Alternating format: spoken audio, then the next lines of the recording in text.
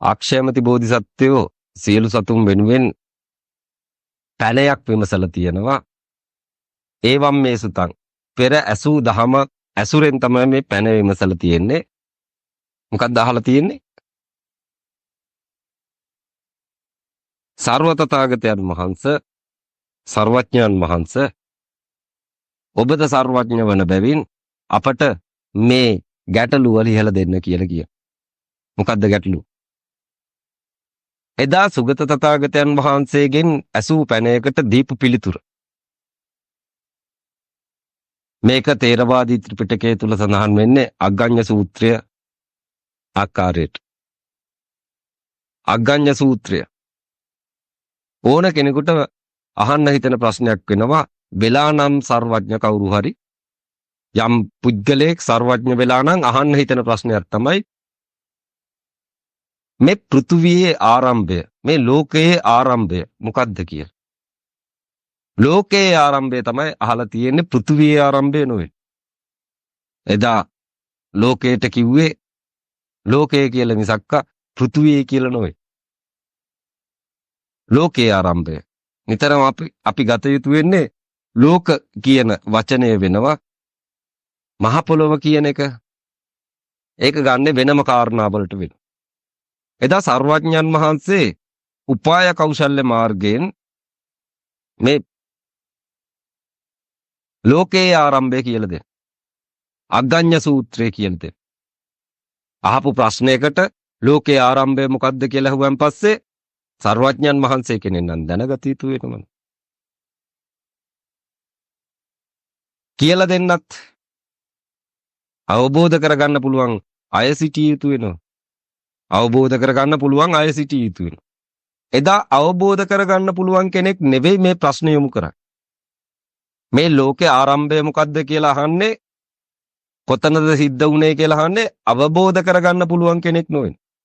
නමුත් අසංකේය කල්ප ගණන් ඇසින් නිසින් මසෙන් ලේයින් දන් දීපු අක්ෂයමති බෝධිසත්වය තමයි සර්වතථාගත අවලෝකීතේශ්වරගෙන් මේ ප්‍රශ්නේ විමසන්නේ. එදා සුගත තථාගතයන් වහන්සේ අග්ගඤ්ඤ සූත්‍රය විග්‍රහ කරේ කුමන ආකාරයෙන්ද? එහි අරුත, සැබෑ අරුත මොකද්ද? ඒවම් මේ සුතන් තමයි සියලු දෙනා අහලා තියෙන්නේ. මේ දැන් අහනවයි කියන එකක් තමයි කවුරුවත් අහලා නැත්තේ. මේ දැන් අහන එක. නිතරම සර්වඥවරු දේශනා කරන්නේ මේ දැන් කියන තැනින් වෙනවා. ඇහුවයින් පස්සේ සියලු දෙනාට ඒවා ඒවම් මේ සුතං වෙන. මා විසින් මෙසේ අසන ලදී. එහෙමයි ඔබ දේශනා කළ යුතු වෙන්නේ. පැන විමසලා තියෙන්නේ අග්ගඤ්ඤ සූත්‍රය. එදා විග්‍රහ කරපු ආකාරයටමද ඒ විග්‍රහය ඒ ආකාරයෙන්ම පවතින එකක්ද? අපි කියවලා තියෙනවා, අහලා තියෙනවා. මොකද්ද මේ ලෝකයේ ආරම්භය? මොකද්ද මේ ලෝකයේ ආරම්භය? කවදාද මේ ලෝකයේ ආරම්භ වුනේ? ඒක තමයි අග්ගඤ්ඤ සූත්‍රය තුල විග්‍රහ කරන්නේ. කවද්ද මේ ලෝකයේ ආරම්භ වුනේ? සර්ව බලධාරී කියලා කෘති තියෙනවා. ඒ වායෙත් යම් යම් සටහන් තියෙනවා. මේ ලෝකේ ආරම්භ වෙච්ච විදිහ. ඒ කියන්නේ විශ්වයෙන් යමෙක් පැමිණ ඊට පස්සේදී ස්වර්ගයට දොරටුව විවෘත කොට කට්ටිය අරන් ගියාය කියලා එකක් දේවපණිවිඩය තුල සඳහන් වෙනවා. අහලා තියෙන්නේ තේරවාදී ත්‍රිපිටකය තුල එන අග්ගඤ්ඤ සූත්‍රය ගැන විස්තරයක් වේ. මේ ලෝක ආරම්භය ගැන ඕනම කෙනෙකුට අහන්න හිතෙන එකක් වේ. කවද්ද මේක ආරම්භ වුනේ? මේ ලෝකය ආරම්භ වුනේ කවද්ද? සර්වඥ කෙනෙක් පහළ වෙන තෙක්ම අහන්න බැරි ප්‍රශ්නයක් වෙනවා. සර්වඥ කෙනෙක් පහළ වුණොත් ඇසිය යුතුම ප්‍රශ්නයක් වෙනවා. කවද්ද මේ ලෝකය ආරම්භ වුනේ? එදා සුගත තථාගතයන් වහන්සේගේ ළඟට ඇවිල්ලා මේ ප්‍රශ්නය යොමු කරපු කෙනාට මෙහි කෙටි පිළිතුර සුගත තථාගතයන් වහන්සේ දෙන්නේ නැති වෙයි. මෙහි ගැඹුරු පිළිතුර සුගත තථාගතයන් වහන්සේ ඒ පැනය විමසන කෙනාට පිළිතුර ආකාරයට පිරිනම. කොහොමද පිරිනමන්නේ? මේ ලෝකය ආරම්භ වුණේ මේ ආකාරයෙන් කියලා කියන. මේක රස ලෙදයකින් යුක්ත තැනක් වෙලා තිබුණ කියලා කියන. රස ලෙදයකින් යුක්ත. අර කිරිහට්ටියක තියෙන්නේ ලෙදය කියලා කොටසක්. උඩ කොටස තියෙන. ඒක හරි රසවත් එකක් වෙයි. රස ලෙදයකින් යුක්ත පෘථුවියක් ලෝකයක් මේ තුල පැවතිලා තියෙනවා. මහ මුහුදු නැහැ. සාගර නැහැ. ගංගා නැහැ. කඳු හෙල් නැහැ. මොකුත් නැහැ. රසයක් පමණක් පවතින තැනක් වෙලා තිබිලා තියෙනවා. ඊටමත් ප්‍රණීත රසයක් තියෙන තැනක්. දැන් මෙහෙම කියනකොට ප්‍රණීත රසයක් තිබිච්ච තැනක් මේ මහ පොළොව කියලා අහන කෙනාට හිතෙන්නේ තියෙනවා. බුදුරජාණන් වහන්සේ මේ ප්‍රශ්නේ අහන්නේ තේරුම් ගන්න පුළුවන් කෙනෙක් නොවේ කියලා බුදුරජාණන් වහන්සේ තේරුම් අරගෙන උපාය කෞශල්‍ය මාර්ගයෙන් මෙහි ආරම්භය දේශනා කරන්න පටන් ගන්න. ආබස්සර බ්‍රහ්ම ලෝකය කියලා ලෝකයක් තියෙනවා. ආබස්සර බ්‍රහ්ම ලෝකය. බ්‍රහ්ම ලෝක 16ක් තියෙනවා. ඒකෙන් ආබස්සර බ්‍රහ්ම ලෝකය කියලා එකක් තියෙනවා. ඒ කට්ටිය පෘථිවි ආරම්භයට එනවා. ඒ වගේම පෘථිවියේ විනාශයටත් ඔවුන් සපත් වෙනවා. ඔවුන්ම පෘථිවි ආරම්භයටත් සපත් වෙනවා. ඔවුන්ම පෘථිවියේ විනාශයටත් සපත් වෙනවා. ඒ ආබස්සර බ්‍රහ්මෙක් ඇවිල්ලා අඬ බෙර ගහගෙන ගියා කියලා කියන්නේ ඉක්මනට නිවන් දකින්නේ පංචශීලයේ හැසිරෙන්නේ ලෝක විනාශ වෙන්නේ ලෑස්ති වෙන්නේ කියලා. ඒ පෘථිවියේ විනාශයට එන ආබස්සර බ්‍රහ්මිය වෙනවා. මේ පෘථිවියේ ආරම්භයට එන ආබස්සර බ්‍රහ්මිය වෙනවා. අග්ගඤ්ඤ සූත්‍රය තුල සඳහන් වෙන්නේ සිත මිස කය නැති බඹලොව් තලයේ සිට ආබස්සර බ්‍රහ්මයින් මේ මහ පොළොවට සැපත් උනායි කියලා වෙනවා. සිත විතරයි තියෙන්නේ. විඥාණය විතරයි තියෙන්නේ. විඥාණය පමණයි තියෙන්නේ. වෙන මොකක්වත් නැහැ. විඥාණය සමදා ශූන්‍යතාවයක පවතින එකක් වෙනවා. ශූන්‍ය. ඒවාට දත්ත ලැබෙන්න ඔහු ඒ ශූන්‍ය විඥාණය දරාගෙන එන කාය හෝ ආලෝකය ඝනීභවණය වෙන්න ගන්න. ශූන්‍ය විඥාණය දරාගෙන එන කාය හෝ ආලෝකය ඝනීභවණය වෙන්න ගන්නවා. ආබස්සර බ්‍රහ්මයින්ට සිත විතරයි පවතින්නේ. කය නැති වෙන්නේ. විඥාණය නොහොත් සිත විතරයි පවතින්නේ. කය නැති වෙන්නේ.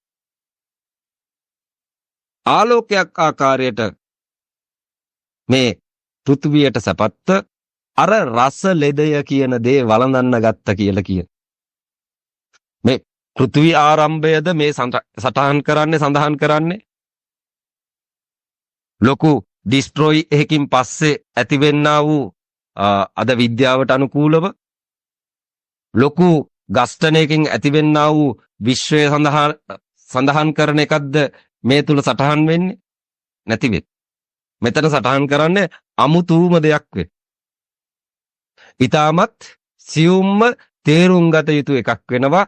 එදා බුදුන් වහන්සේ දේශනා කරන්නේ මේ පෘථුවිය තුල මිනිසුන් මුලින් හිටියේ නැහැ කියන එකක්.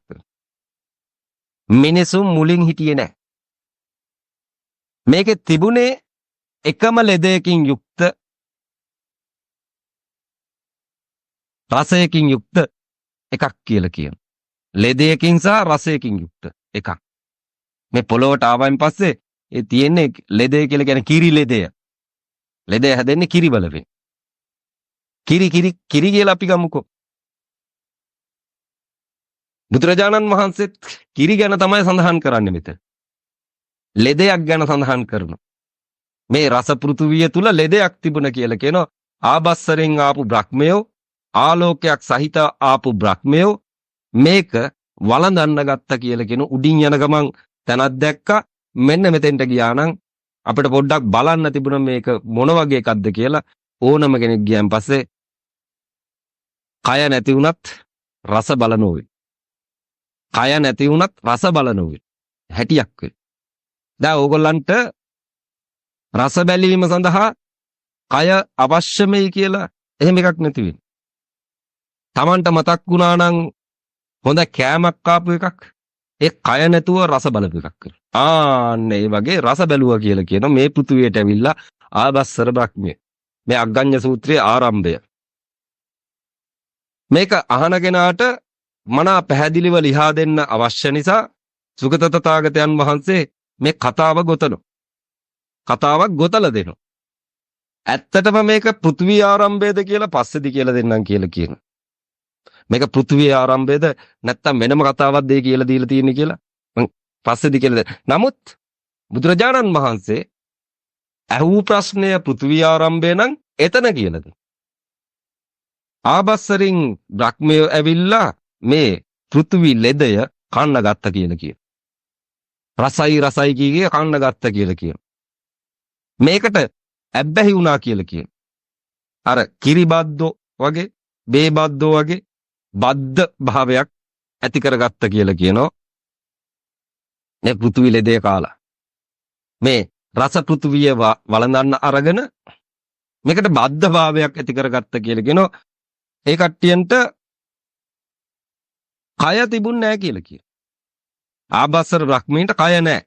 ඔයගොල්ලන් අහලා තියෙනවා සිත මිස කය නැහැ කියලා. බ්‍රහ්මීන්ට සිත විතරයි තියෙන්නේ කය නැහැ. නමුත් මේ කට්ටිය ඇවිල්ලි වෙලා අර තියෙන ආලෝකය තුලින් මේක වැළඳුවා කියලා කියනවා. ඔවුන්ට පවතින ආලෝකයක් විතරයි.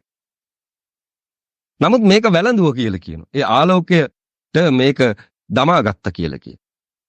මොකද්ද? මේ රස පෘථුවිය තුල තියෙන ලෙදේ හරි රහයි කියලා කියනවා. රස පෘථුවිය තුල තියෙන ලෙදේ හරිම රහයි කියලා කියනවා. මේ කට්ටිය මේක කන්න ගත්ත කියලා කියනවා. ඒ කියන්නේ පෘථුවියේ ආරම්භය කිරි සයුරක් හා සමාන වෙන උඩ ලෙදයක් තිය. පෘථුවියේ ආරම්භය කිරි සයුරක් හා සමාන වෙන උඩ ලෙදයක් තිය. මිනිස්සුયો නැති වෙනව, සත්ත්වය නැති වෙනව, කඳු හෙල් නැති වෙනව, වනාන්තර නැති වෙනව. උගත් පුද්ගලයෝ කියලා එහෙම මොකක්වත් නැහැ. ලෙදයක් විතරක් තියෙන. මේ ලෙදේ කන්න ගත්ත ආබස්සර බ්‍රහ්මයෝ ගණී භවණය වෙන්න ගත්ත කියලා කියනවා. නැති කය මතු වෙන්න ගත්ත කියලා කියනවා. නැති ආශාවල් මතු වෙන්න ගත්ත කියලා කියනවා. මේ බ්‍රහ්මයින්ගේ නැති කය මතු වෙන්න ගත්ත කියලා කියනවා. මොකද සිත විතරයි තියෙන කය නැති වෙනෝ. කය මතු වෙන්න ගත්ත කියලා කියනවා. පේන්න ගත්ත කියලා කියනවා. ආලෝකයක් විතරයි ආවේ. අර රසපෘථුවිය වැළඳු පාපයට මේ කට්ටියන්ට කය මතු වුණා කියලා කියනවා. කය. මේ කය වර්ධනය උණයින් පස්සේ මේ බ්‍රහ්මයින්ට නැවත ආලෝකයක් අරගෙන පිට වෙන්න බෑ කියලා කියනවා. පැහැදිලිද? මේ කය මතු වුණ ආහාර දැම්මයින් පස්සේ ඒ ආලෝකයට ආහාර දැම්මයින් පස්සේ කය පේන්න ගත්ත කියලා කියනවා. කය මතු වුණාට පස්සේ උඩින් යෑම තහනම් වුණා කියලා කියනවා. උඩින් යන්න බෑ. ආලෝකයක් අරගෙන යන්න බෑ. දැන් අතර වෙලා ඉන්න. නමුත් මේ කට්ටිය දිගට මේක කාලි වෙලා ගණී භවණය වුණා කියලා කියනවා. දැන් මේ පෘථිවි ආරම්භය තමයි මේ කියලා දෙන්නේ ප්‍රශ්නේ යොමු කරන කෙනාට. එදා සුගත තථාගතයන් වහන්සේ අද ප්‍රශ්නේ යොමු කරන්නේ සර්ව තථාගතට වෙනවා. ප්‍රශ්නේ යොමු කරලා තියෙන්නේ අක්ෂයමති බෝධිසත්වය වෙන. මේ බ්‍රහ්මයින්ට යන්න බැරිද? එළියට පිට වෙන්න බෑ. දැන් කය ගණී භවණය වෙලා තියෙන්නේ. කය ගණී භවණය වුණාට පස්සේ කයක් පිහිටියට පස්සේ ඔවුන්ට ආශාවන් ඉස්මතු වෙනවා. වර්ණ රට දකින්න ලැබෙනවා. රූප නාම හඳුනා ගන්න පුළුවන් හැකියාව ගොඩ නැගෙන්න ගන්නවා. එකිනෙකාට පේනව මිසක්ක තමන්ට තමන් නොපෙනෙන තත්ත්වයක් උදා වෙනවා. එකිනෙකාට වෙන වෙනම ඒ කියන්නේ මට අරයයි බලන්න පුළුවන් මට මාව බලන්න බෑ. අන්න එහෙම තත්ත්වයක් උදා වෙනවා. තමන් හඳුනන්නේ නැහැ. නමුත් අනුන්ගේ නම් අඳුරන වෙනවා. අනුන්ගේ ගතිගුණ හඳුනන වෙනවා, අනුන්ගේ වර්ණ හඳුනන වෙනවා. මෙන්න මේ தත්ත්වය උදා වුණා කියලා කියනවා. එදා ආපු ආබස්සර බ්‍රහ්මීන්ට මේ පෘථුවියට. එදා.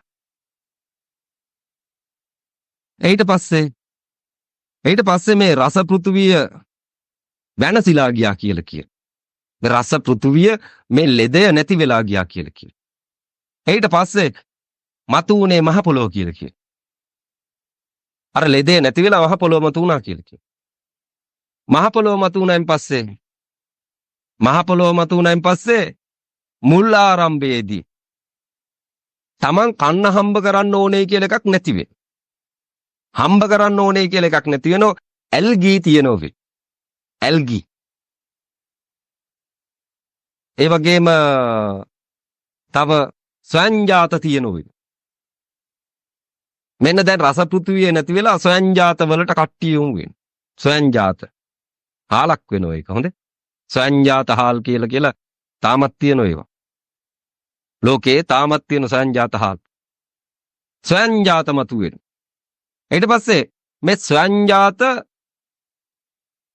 ආහාරයට ගන්නවා. ඒ කියන්නේ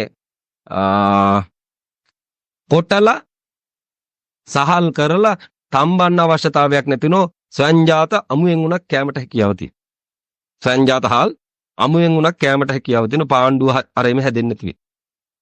දැන් ලෝකයේ අර ආපු ආබස්සර බ්‍රහ්මයින්ට කය පිහිටිය නිසා මොවුන්ට රස පෘථුවිය නැති වෙලා ඉරිලෙදය නැති වෙලා කය පිහිටිය නිසා මොවුන්ට ස්වයංජාත හාල් ලැබෙන්න ගත්ත කියලා කියන. ඒ කට්ටිය ගිහිල්ලා ඒව නෙලාගෙන ඇවිල්ලා කනවා කියලා කියන. මේක කාගෙන කට්ටිය යන වෙලාවේ එක එක්කෙනා වැඩිපුර රැස් කරන්න ගත්ත කියලා කියන. වැඩිපුර මේ අදට කන්න තියෙන එකක් තමයි මේ ලෝකයේ තුල නිතරම තියෙන්නේ. නෑ හෙටට කන්න ගෙදර ගෙනිච්ච නම් හරිය කියලා කට්ටිය එකතු කරා කියලා කියනවා. වර්ණ වෙන් වුණා කියලා කියනවා. කයවල් නිර්මාණය වුණා කියලා කියනවා. ශරීර නිර්මාණය වුණා කියලා කියන. ඊට පස්සේදී එක එක ශරීරවල සමහරක් ශරීර කළු වෙනවා, සමහරක් ශරීර සුදු වෙනවා, සමහරක් ඇස් නිකන් විශාල ඇස් වෙනවා, සමහරක් ඇස් සෞම්‍ය ඇස් වෙනවා, සමහරක් ඇස් ඇදිච්ච වගේ ඇස් වෙනවා. මෙන්න මේ ආකාරයෙන් එක එක්කිනාගේ වෙනස්කම් දකින්න පුළුවන් වුණා කියලා කියන එක එක්කිනාට. අර මම මුලින් කිව්වේ තමන්ට තමන් හඳුන ගන්න බැරි වුණා කියලා.